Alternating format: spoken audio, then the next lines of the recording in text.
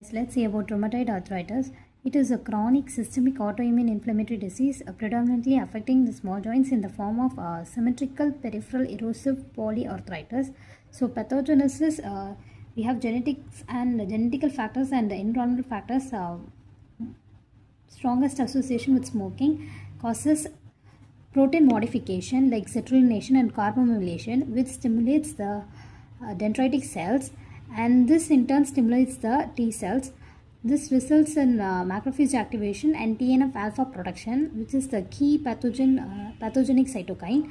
And T cells also infiltrate the synovium, causing synovitis, hypertrophy of the synovium, forming pannus, which results in periarticular erosion of the joints. So the investigations we do are anti-CCP, which is more specific, and rheumatoid factor is non-specific. It can be positive in other connective tissue diseases and also in infections. ESR and CRP are used to find the disease activity.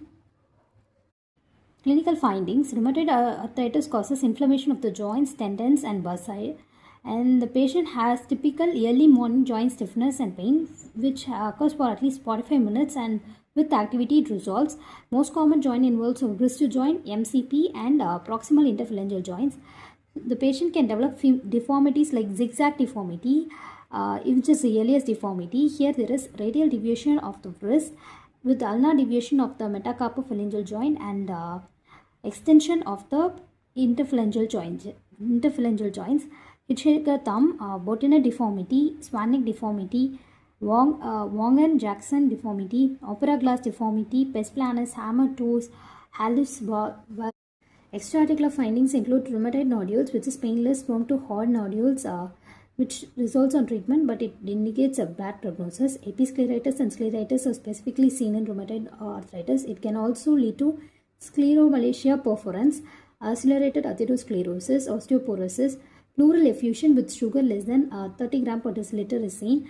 Interstitial lung disease can also be seen of the pattern, usually idiopathic pulmonary fibrosis. Felty syndrome is the triad of neutropenia, splenomegaly and rheumatoid arthritis. And patient can also have Kaplan syndrome, which is cold workers pneumoconiosis associated with rheumatoid nodules. And we have Euler ACR criteria for diagnosis of rheumatoid arthritis. Treatment: we have conventional drugs, biological drugs and Janus kinase inhibitors. So since the first line of drug we are going to use is methotrexate. For bridging, methotrexate takes 6 to 8 weeks to act. So for bridging that, we can give steroids.